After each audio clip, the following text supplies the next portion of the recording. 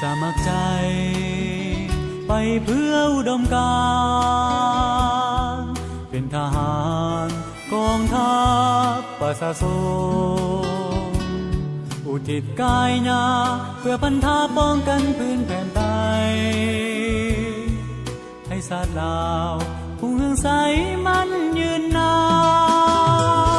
นโบกมือลาทินฐานบ้านนา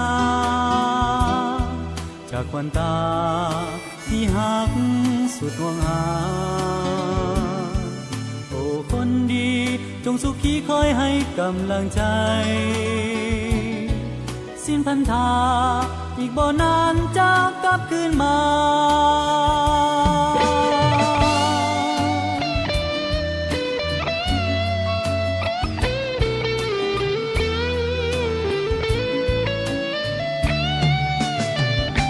แผ่นดินนี้ล้านสร้างลือนามสุดแสนสวยงามอุดมและหังมีผู้เฮืองสีประวัติศาสตร์อาจหานสานใสสุดแสนภูมิใจที่เฮาได้สืบทอดมูลเสือวิลาโส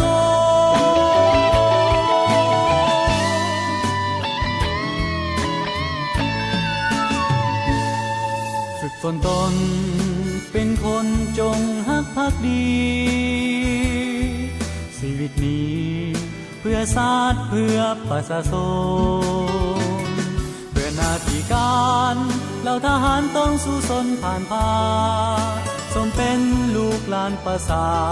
สมเป็นกำแพงเพชรของชาติลาว